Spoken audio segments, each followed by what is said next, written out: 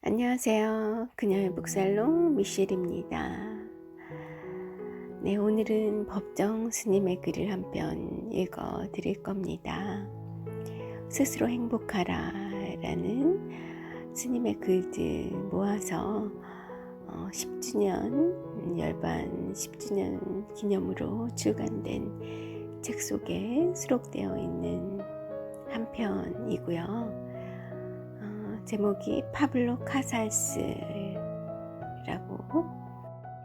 바로 음악가 카살스에 대한 법정 스님의 이런저런 생각들을 담으신 그런 글이에요. 저 사실 카살스라는 분에 대해서 잘 모릅니다. 그런데 이 글을 통해 알게 됐어요.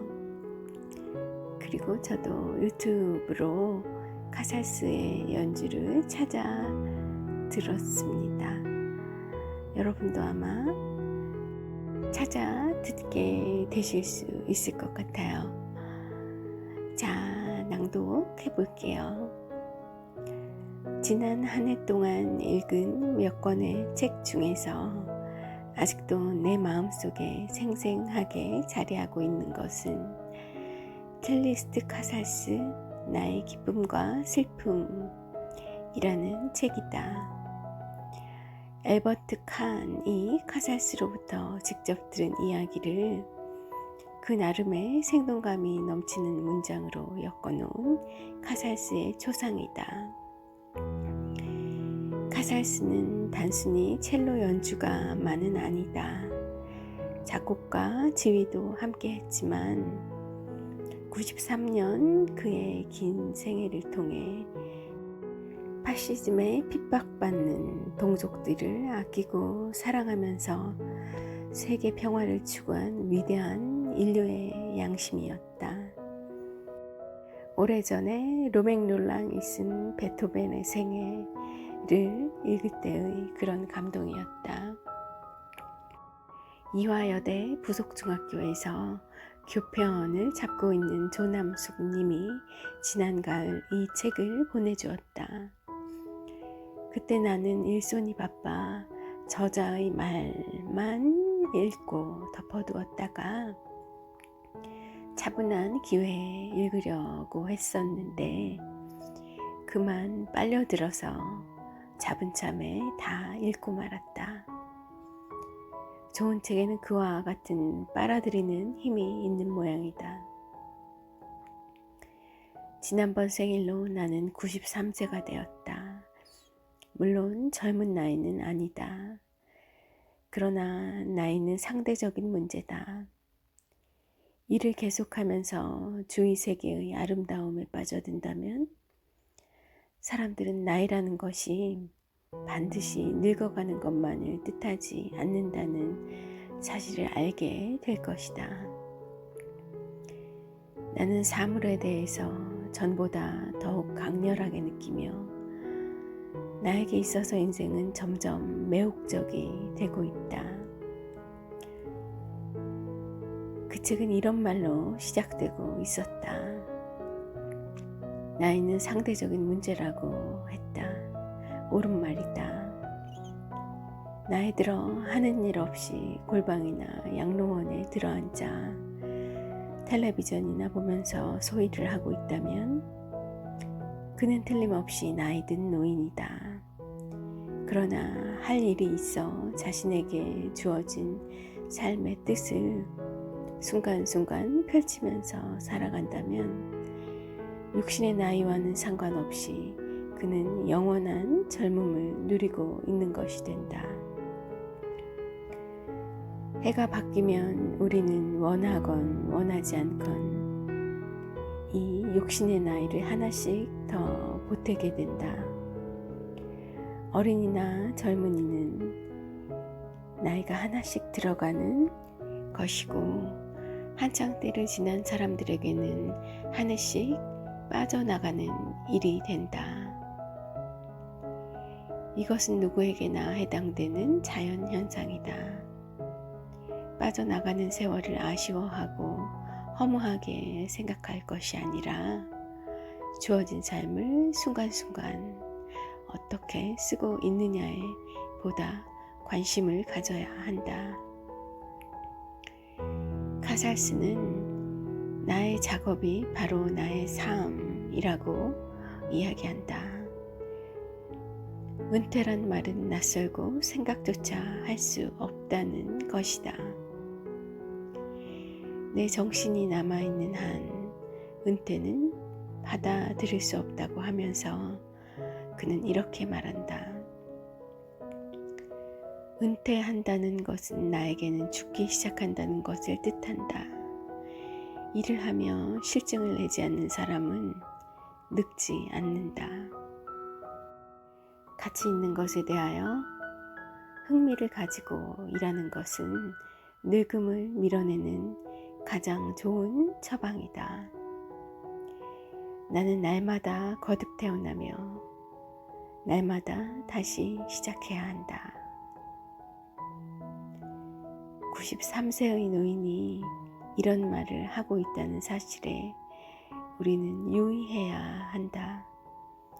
그는 날마다 거듭 태어나며 날마다 다시 시작하고 있다. 자신에게 주어진 날들을 거듭 창조하려는 그런 의지로 충만한 그의 불타는 삶에 늙음이 어떻게 다가설 수 있겠는가? 위대한 예술가는 모두가 이와 같이 살 줄을 안 사람들이다. 여기서 저는 저의 어머님이 생각나요. 아직 93세가 되려면 꽤 많은 해가 남으셨지만 은퇴 안 하시고 93세까지 계속 현역에 있으실 것 같은 그런 의지로 하루하루를 보내고 있으신 저희 어머님이 생각납니다. 한동안은 이제 그만 은퇴하고 편히 좀 사시지, 그런 생각이 많이 들던 때도 있었어요. 그런데 어느 때부턴가 깨달아졌죠.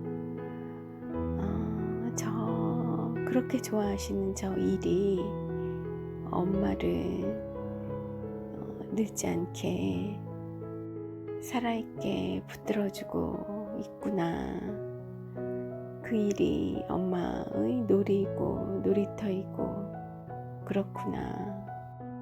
딱 엄마만큼만 그 열정을, 그리고 그 열정을 부릴 수 있는 일을 하나 만들어내는 게 내 인생의 성공일 수 있겠다는 생각이 어머님의 삶을 보면서 깨닫게 되어지더라고요. 어떻게 보면 이제 그만 젊은 이들에게 또 다른 어떤 젊은 이들에게 그들이 설 수 있는 자리를 좀 만들어주고 비워주고 2선으로 3선으로 물러나는 것이 아름다워 보일 수도 있겠습니다만, 인생이 남들의 눈에 어떻게 보이는가를 위해서 사는 건 아니잖아요. 어머님이 본인의 인생을 본인이 원하는 방식으로 본인이 뜻하는 대로 그렇게 살아내고 있으시구나라는 걸 어느 날 문득 깨닫게 됐고요. 그 삶이 가장 성공한 삶이다 라는 걸 인정하게 됐어요. 그럴 수 있는 열정과 그럴 수 있는 일을 평생을 걸쳐 만들어낼 수 있다는 게 얼마나 대단한 건가 싶기도 하고요. 그래서 요사이는 어머니더러 이제 좀 쉬시라, 이제 좀 여유 있게 하시라, 이런 말을 농담으로라도 드리지 않게 되더라고요. 예술가는 아니지만 어찌 예술가가 아니겠습니까? 그런 생각을 해봐요. 여기 법정스님이 쓰신 것처럼 자신에게 주어진 날들을, 그 하루하루들을 매일 거듭거듭 창조하려는 의지로 충만한 그의 불타는 삶, 엄마의 불타는 삶에 늙음이 어떻게 다가설 수 있으리요 합니다. 네, 다시 책으로 돌아갈게요. 이 책, 첼리스트 카살스 나의 기쁨과 슬픔. 이 책은 책 속에 런던 선데이 타임스의 보도를 인용해서 코카소스 지방에 있는 아주 독특한 오케스트라를 소개하고 있습니다. 코카소스 지방 하면 장수로 유명한 그 지방 아닌가요? 그곳에 아주 훌륭한 오케스트라가 있다고 해요. 그 악단의 단원들은 모두가 100살이 넘은 나이라고 합니다. 단원은 30명 가량으로 규칙적인 연습을 하고 매번 정기 연주회를 갖는다고 해요. 그런데 그들의 직업은 대부분 농부고요. 아직도 들녘에 나가 계속 농사 일을 하고 있다고 합니다. 그 악단의 최연장자인 아슈탄 슐라르바는 담배 재배자이고요. 때로는 말을 길들이는 조련사이기도 합니다. 그들 모두는 당당한 체구를 지녔으며 활력이 넘쳐 보였다고 해요. 100살이 넘은 노인들이 들녘에 나가 농사일을 하면서 악단을 만들어 그 투박한 손으로 농사를 하던 그 투박한 손으로 규칙적인 연습을 하고 정기 연주회도 갖는다고 하니 얼마나 멋진 인생인가. 전문적인 또는 직업적인 음악가가 아니고 손수 흙을 일구고 씨 뿌려 가꾸며 거두는 그 농부들의 연주를 들을 수 있다면 얼마나 좋겠는가. 스스로 도취하지 않을까요? 연주하면서. 와우. 저도 들어보고 싶습니다. 100살도 넘은 농부들의 연주라 세련미는 없을지 모르지만 그 대신 대지에서 익힌 강인한 생명력이 묻어 있을 것이다. 이런 연주야말로 삶을 위한 예술이고 삶과 음악이 한 가락에 엉겨 있을 것이다. 그런 사람들이 살아가는 동네에서는 최루탄도 쏘아대지 않을 것이고 걸핏하면 규탄 걸기대회에 동원되어 고래고래 고함을 지르면서 주먹을 내두르는 일도 없을 것이다. 물론 한쪽으로 밀어붙이는 정치의 횡포인들 생각이나 하겠는가. 살아있는 대지의 주인들 앞에서 어찌 섣부른 수작이 통하겠는가. 참 이런 스님의 생각도 멋있습니다. 우리 시민들 한 명 한 명이 이런 살아있는 대지의 주인들로 우뚝 선다면 그 앞에 정치인들이 횡포를 부릴 생각 추호도 꿀수 할 수 없겠구나. 싶기도 해요. 카살스는 자기도 한번 그들의 그 코카소스 지방의 오케스트라의 노인 오케스트라의 연주를 듣고 싶고, 만약 기회가 닿는다면 직접 지휘도 해보고 싶다고 했다 합니다. 그럴 법해요.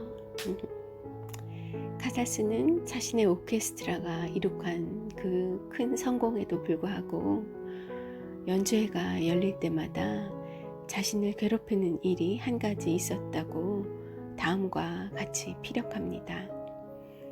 읽어드릴게요. 우리의 음악은 제한된 청중에게만 혜택이 간다고 느껴졌다. 여유있고 유복한 사람들에게만 혜택이 간다고요.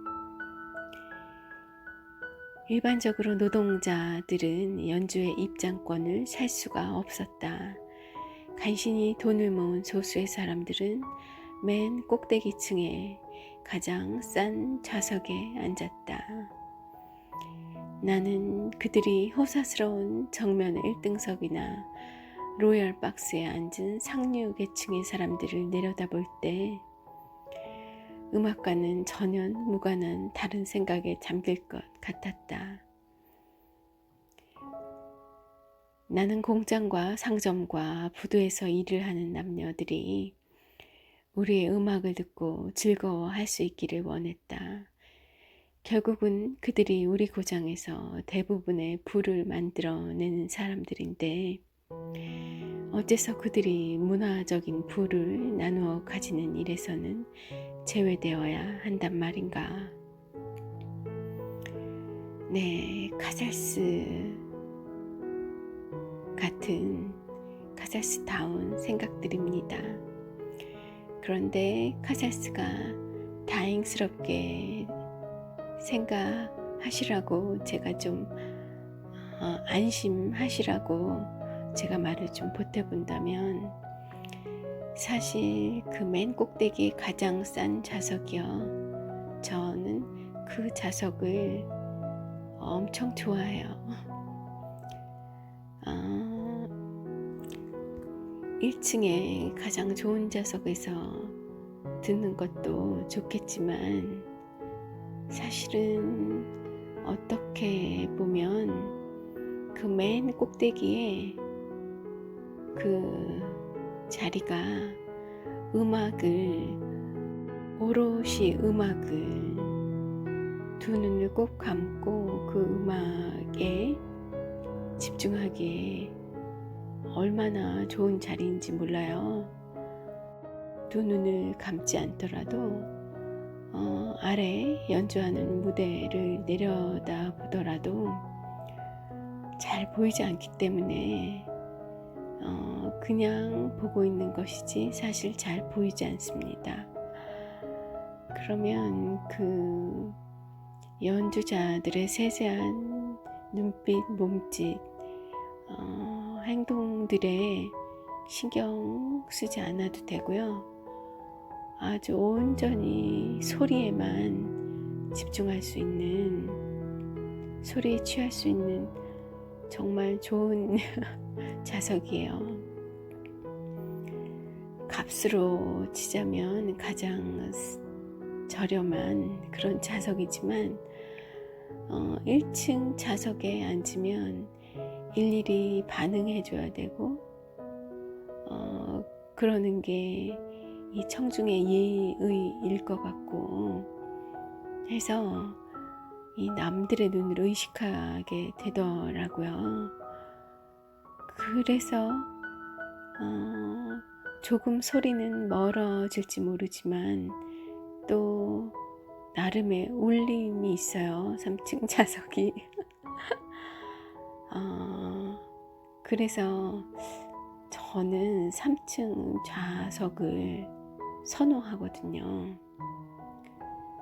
오히려 거기까지 올라가는데 사람들의 시선, 저렴한 것을 보는 그런 사람을 바라보는 눈빛, 이런 것들이 더 의식하게 되고 망설여지게 되지, 실상 음악을 감상하기에는 저는 3층만한 3층일지 5층일지 무대마다 다를 수도 있겠습니다만, 꼭대기층에서 감상하는 그 느낌도 충분히 훌륭하다는 이야기로 카살스에게 안심하시라는 말을 전하고 싶어요.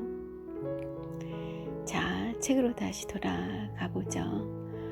이 구절을 읽으면서 한 나라의 문화 정책이 어떻게 세워져야 할 것인가에 대해서 나는 생각하지 않을 수 없었다.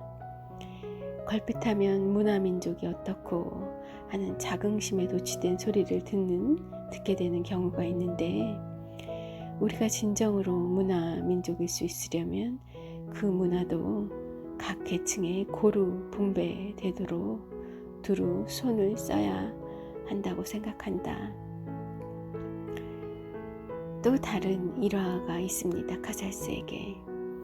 제2차 세계대전을 보내던 한 나치 점령하의 시골에서 카살스는 어려운 날들을 보내고 있었다고 합니다. 그의 음악을 좋아하는 독일 국민을 위해 연주해 달라고 나치 당국으로부터 수차 종용을 받게 되었고요. 하지만 카살스는 단호히 거절하죠. 어째서 독일에 안 가려고 하느냐는 그 당국의 물음에 그는 이렇게 대답했다고 해요. 독일에 가는 것은 스페인에 가는 것과 같다고 생각하기 때문이라고요. 파블로 카살스는 스페인 사람이었어요. 스페인이 고향이고 자신의 조국을 사랑했던 음악가입니다. 그런데 그 스페인이 프랑코 치하에 있기 때문에 자유를 빼앗긴 그의 고향으로 가지 않는 것과 같은 이유로 독일에 가지 않겠다고 한 거죠. 카살스는 프랑코와 당시 그 스페인을 빼앗았던 프랑스의 국민들의 자유를 빼앗았던 그 프랑코와 그가 표방하는 것들에 단연 반대하는 입장이었고요. 스페인의 자유가 있다면 돌아가겠지만 자신이 옳다고 생각하는 것을 말하면 투옥되거나 그보다 더 나쁜 상황에 놓일 것이 뻔하기 때문에 가지 않았던 겁니다.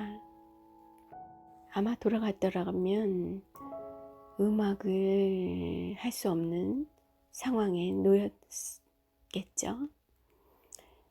88세 되던 1962년 초에 그가 전쟁 중에 작곡한 오라토리오 베들레헴의 구유와 함께 개인적인 평화의 십자군으로 나서려는 결의에 대해서 파블로 카살스는 이렇게 말하고 있어요. 들어보세요. 감동입니다. 나는 먼저 한 인간입니다. 예술가는 그 다음입니다. 인간으로서 나의 첫 번째 의무는 나와 같은 인간들의 안녕과 평화입니다. 음악은 언어와 정치와 국경을 초월하므로 나는 하느님이 내게 주신 이 방법으로 내 의무, 나의 의무를 수행하고자 합니다.